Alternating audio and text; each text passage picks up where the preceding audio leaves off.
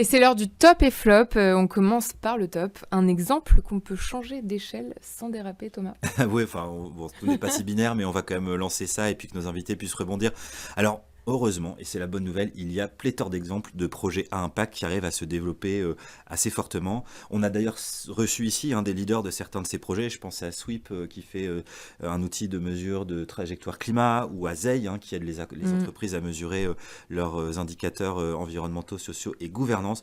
Voilà, aujourd'hui, j'aimerais mettre en lumière un projet d'ailleurs parce qu'il est très très largement connu, c'est Yuka, cette application pour essayer de prendre conscience finalement de la qualité nutritionnelle des produits, et pas que d'ailleurs, le service s'enrichit. Il illustre plein de choses de ce qu'on peut être amené à se raconter aujourd'hui de Yuka, parce qu'aujourd'hui c'est une toute petite équipe d'environ 20 personnes.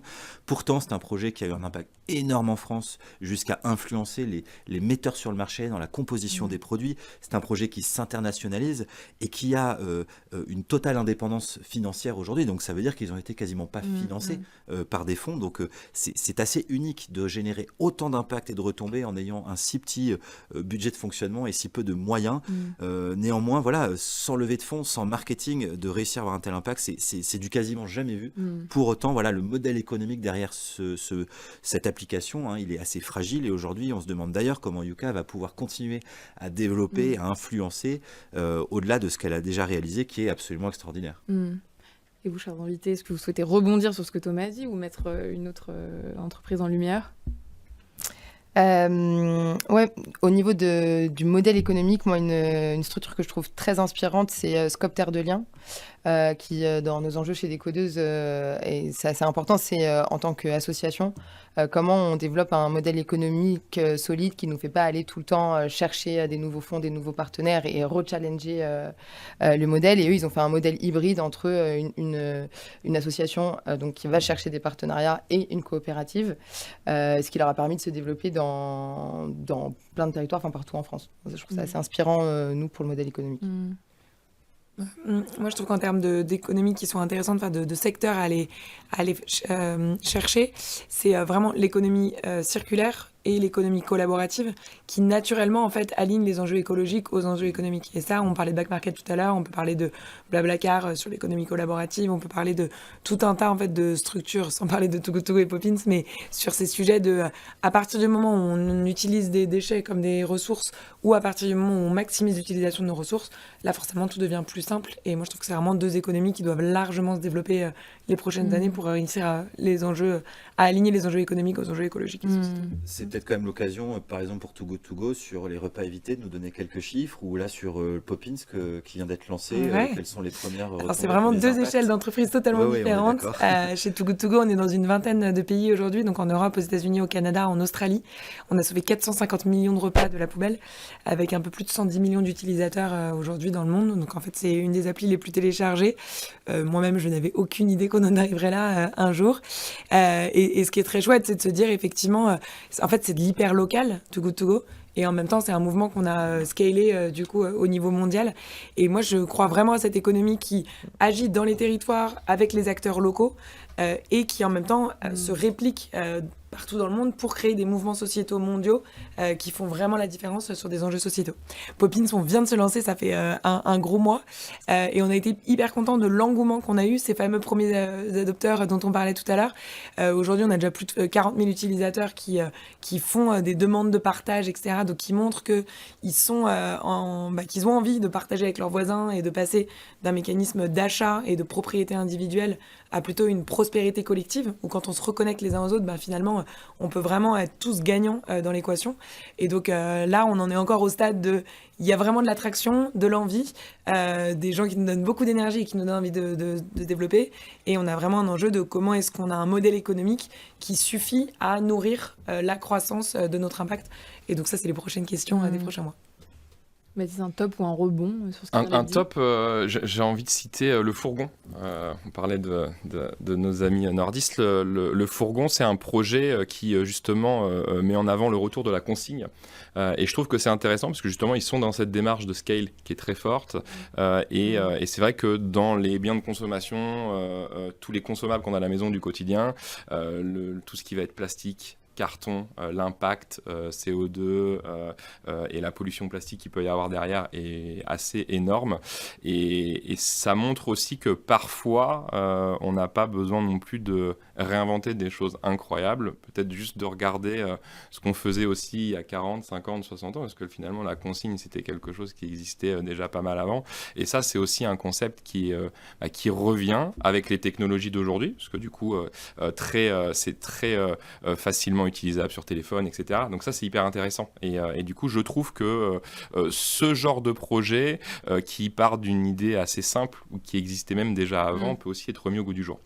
Bah surtout avec cet enjeu dont vous parliez, Lucie, de s'intéresser à des besoins micro, des besoins du marché, enfin, du consommateur, et à une échelle locale, qui en fait paraît pas comme ça, parce qu'on peut se dire que c'est très territorialisé, donc du coup ça va être difficile à scaler, mais au final non, parce que en fait on se remet sur le besoin individuel qui peut être partout dans le monde, et du coup qui offre des perspectives de scale assez intéressantes. Ouais, et après on arrive aussi à aller collectivement vers un... C'est ce qui est intéressant, je trouve, donc on arrive à scaler comme ça, c'est d'embarquer toute une communauté. Une marque qui le fait hyper bien, c'est Qui le Patron, par exemple.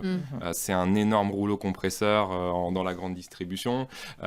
Pourquoi ? Parce que justement, ils arrivent à embarquer le consommateur. Et c'est ça aussi les gros enjeux qu'il peut y avoir, c'est quel récit on arrive à raconter dans l'histoire qu'on a, et est-ce qu'on peut embarquer des millions de consommateurs avec soi. En même temps, juste pour revenir sur le sujet de la consigne, parce que moi c'est un sujet qui me tient particulièrement à cœur, et ça me rend folle dès que je jette une bouteille de verre et que je l'entends se détruire en 1000 morceaux, et que je me dis toute la chaîne qu'elle va devoir faire pour, même si c'est recyclable, devoir redevenir une bouteille de verre. C'est typiquement une des choses qui effectivement était en fait beaucoup plus facile avant la consigne, quand on avait des circuits de production et de logistique beaucoup plus décentralisés et beaucoup plus à l'échelle locale. Aujourd'hui, trouver un modèle économique sur tous les acteurs de la consigne qui sont lancés, c'est hyper compliqué, et pour bien les avoir étudiés, ils ont tous du mal économiquement quand même à trouver, à scaler justement, même si ça fait énormément de sens sociétalement à tous les niveaux, quoi. Ouais, il faut que l'argent soit déplacé un minimum aussi vers ce genre de projet. Ouais, complètement. On avait reçu Nicolas Chaban, le patron de C'est Qui le Oui. Patron, la 7e émission, je crois, c'est notre 9e. Donc voilà, il y a 2 mois environ, il nous avait pas mal parlé de ça. Peut-être dans la suite de l'émission, ça sera intéressant, sans en faire un top là, mais réindustrialiser la France, c'est un sujet de débat public. Et Pimpan est en train de faire la preuve que c'est possible en relocalisant une usine de fabrication de produits. J'aimerais bien qu'on puisse l'aborder, peut-être plus tard dans l'émission, Alix, pour ne pas torpiller le déroulé. Pas de pression. Tu veux ouvrir le bal des flops, peut-être?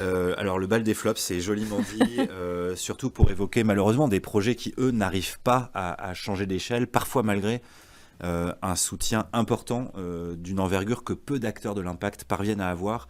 J'étais très touché par un projet en particulier ces derniers mois, qui a eu d'ailleurs pas mal de retombées dans les médias, c'est celui de Insect.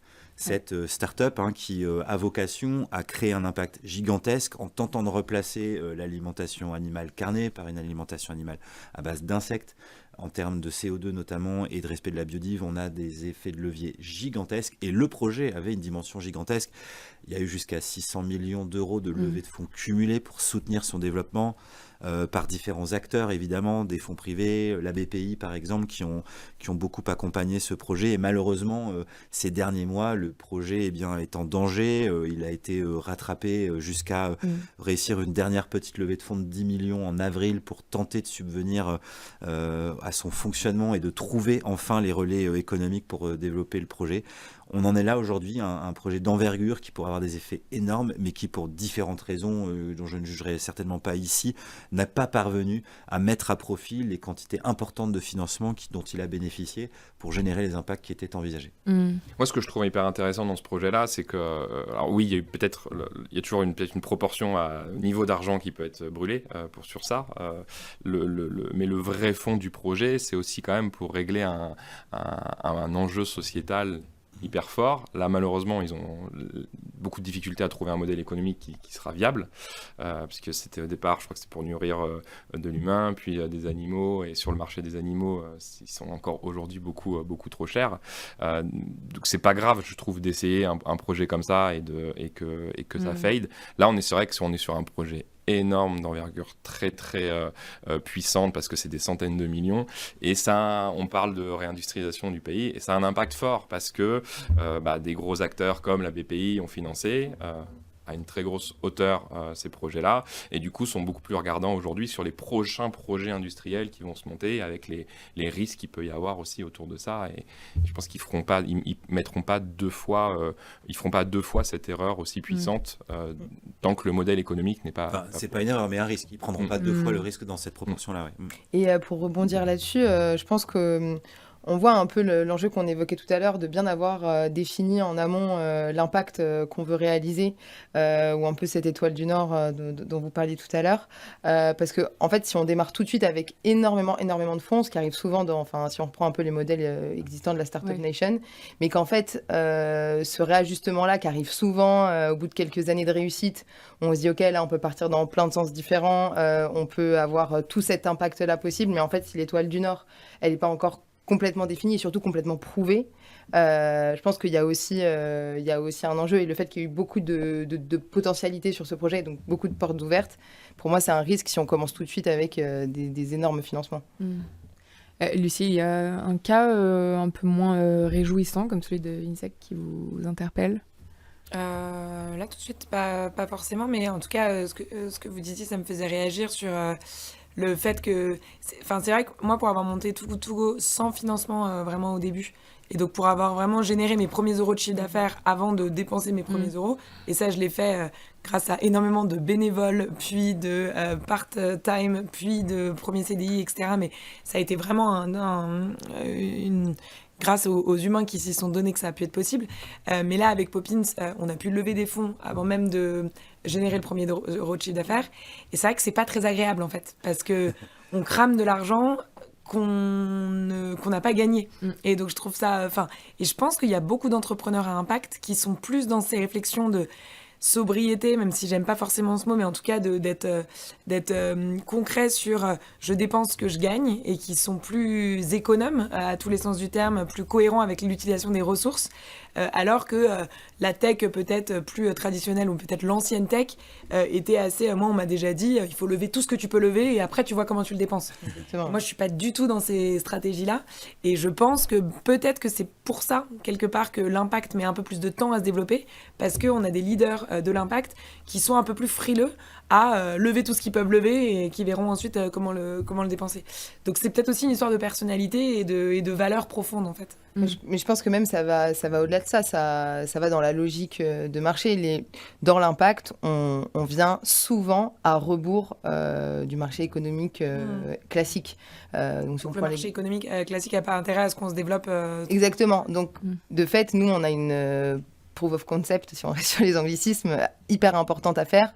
Donc, alors, nous, en tant qu'asso, par exemple, je prends l'exemple de Soit Boutegrabé, qui a vu tout le besoin d'insérer des femmes, et notamment des femmes dans le besoin des milieux populaires, sur le marché de la tech pour avoir un milieu décent. Et en fait, elle a commencé à Belleville, dans des assos, à faire des sensibilisations au numérique. Et en fait, le besoin était là, le projet a pris de l'ampleur, et après, au bout d'un moment, pour continuer, parce que ça répondait à un besoin, il a fallu aller chercher de l'argent. Bon, ça, parce que c'est tout à fait le modèle associatif. Mais tout ça pour dire que, au-delà de peut-être des personnalités ou ce rythme-là, moi, je pense qu'il s'explique parce qu'on doit faire beaucoup plus de preuves, vu qu'on vient, entre guillemets, à rebours du marché, même si je pense qu'on pourra en parler après. Dans le débat, il arrive, on passe tout de suite au débat.